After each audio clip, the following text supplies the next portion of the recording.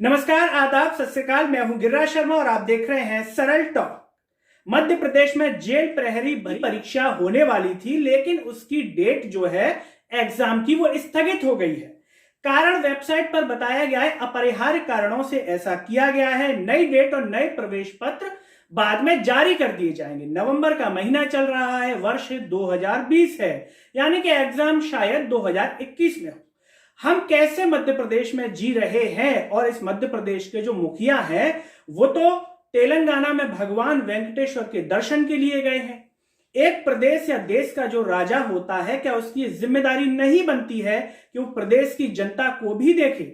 आखिर प्रदेश की जनता, प्रदेश का जो बेरोजगार युवा है वो किस तरीके से परेशान है, उन पर शिवराज जी का ध्यान क्यों नहीं है? वो अपने परिवार के साथ दर्शन के लिए चले गए हैं। क्या प्रदेश के अंदर पूरी प्रजा खुशहाल रूप से जीवन जी रही है? एक राजा का धर्म होता है, वो ट्विटर से ट्वीट तो कर रहे हैं, कई तरीके के उन्होंने ट्वीट भी किए हैं, उन्होंने ग्लैरी का जिक्र किया है, धर्म और कर्म की बात की है।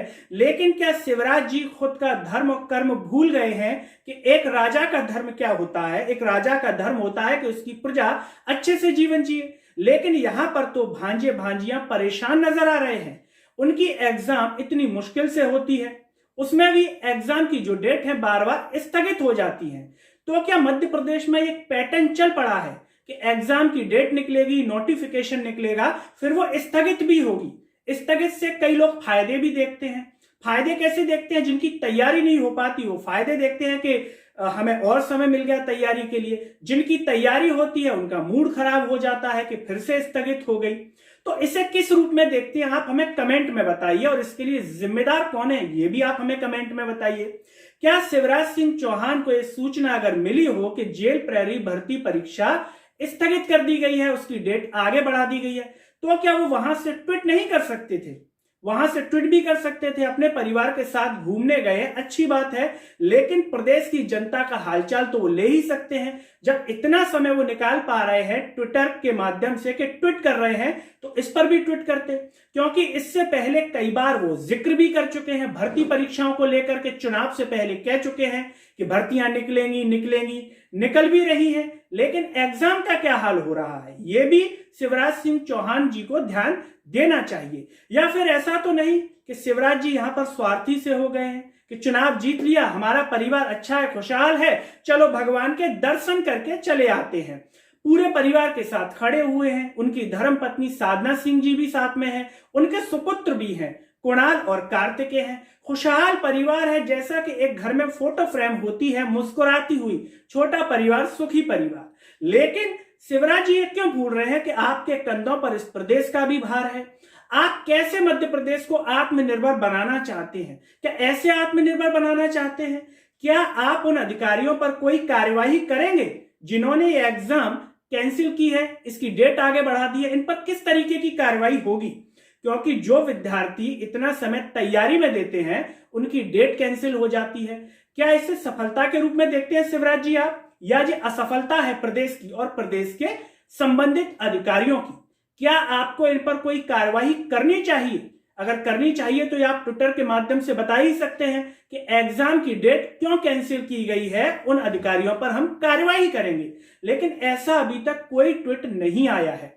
लेकिन इस तरीके के उदाहरण क्या आने वाली परीक्षाओं के लिए नकारात्मक संदेश नहीं है? आप जेल प्रहरी भर्ती परीक्षा समय पर नहीं करवा पा रहे, तो इस बात की क्या गारंटी है कि पुलिस भर्ती परीक्षा समय पर होगी? उसका तो अभी नोटिफिकेशन आएगा, फिर कैंसिल कर देंगे। कुछ विद्यार्थी सोचेंगे अच्छा हुआ तैयारी के लिए समय मिल गया, फिर अगली डेट पर जो विद्यार्थी छूट जाएंगे फिर से कैंसिल हो जाएगी। वो कहेंगे अच्छा हुआ हमारी तैयारी के लिए हमें समय मिल गया। ये कमेंट में बताइए, क्या इस तरीके का पैटर्न मध्य प्रदेश में भर्ती परीक्षाओं को लिए अच्छा है या खराब है? और इसके लिए कौन जिम्मेदार है? क्या सिर्फ सरकार जिम्मेदार है?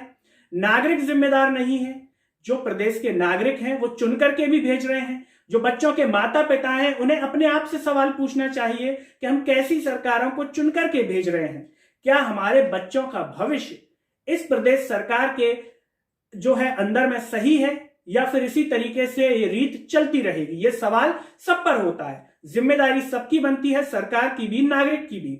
लेकिन शिवराज सिंह चौहान चुनाव जीत करके आए हैं, खुशी में हैं, दर्शन के लिए गए हैं, अच्छी बात है। लेकिन प्रदेश की जनता के लिए उनके पास क्या ब्लूप्रिंट है, इसके बारे में उनको बताना चाहिए। क्या इसी तरीके के ब्लूप्रिंट पर मध्य प्रदेश की आगामी परीक्षाएं चलती रहेंगी, बच्चे इसी तरीके से तैयारी करते रहेंगे? अब आने वाले समय में कोरोना की भी समस्या आ रही है, तो कहीं ऐसा तो नहीं होगा कि कोरोना की जो लहर चल रही है उसके चलते फिर से एग्जाम कैंसिल हो जाए, सुरक्षा का हवाला दिया जाए कि सुरक्षा के चलते ऐसा हम कर रहे हैं। जो शिक्षक हैं जो कई सालों से अपने ज्वाइनिंग लेटर का इंतजार कर रहे हैं, उन्हें फिर से लोक परिवहन के द्वारा यह कहा जाए कि लोक परिवहन की समस्या है, लॉकडाउन हो जाएगा। क्या इस तरीके की समस्याएं फिर से तो नहीं आ जाएंगी? ये सबसे बड़ा सवाल है। लेकिन सवाल वही खड़ा होता है कि इन जो नेता है उनको चुन करके तो हम ही भेज रहे हैं, तो फिर क्या हम उन पर सवाल इस तरीके से खड़ा कर सकते हैं? क्या हमें उनका शासन पसंद है तभी हम चुनकर भेज रहे हैं? जनता चुनावों में कहती रही 35 करोड़ 35 करोड़, लेकिन उन्हीं नेताओं को फिर से भेज दिया। तो सवाल फिर कैसे पूछ सकती है? ये सवाल नेता भी अपने मन में सोच रहे होंगे कि जनता ने तो हमें चुनकर भेजा है, यानी कि वो हमारे शासन से संतुष्ट है।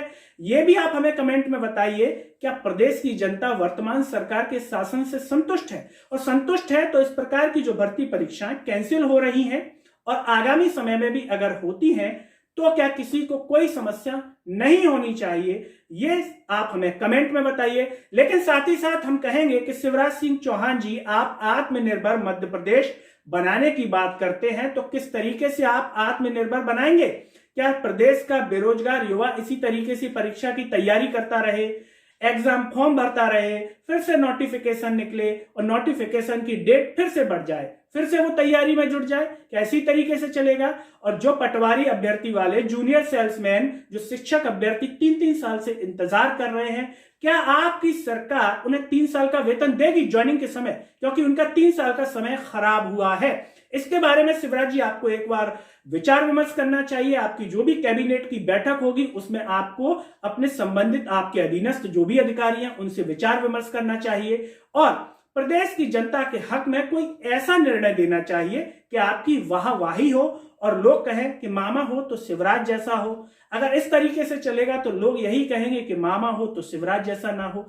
आप कमेंट में अपनी राय रखें, जो भी दर्शक हैं वो बताएं कि ये जो एग्जाम कैंसिल हुई है इस पर आपकी क्या राय है। दोस्तों, मेरे साथ फिलहाल इतना ही और चलते चलते आप सभी से एक ही अपील है कि सरल टॉक की आवाज को सब्सक्राइब कीजिए और इसे सोशल मीडिया के हर प्लेटफॉर्म पर, WhatsApp group, status, Facebook, Twitter, Telegram group पर इतना शेयर कीजिए कि आपकी हर आवाज सरकार के कानों तक पहुंचे, बार बार पहुंचे। मुझे दीजिए इजाजत, नमस्कार।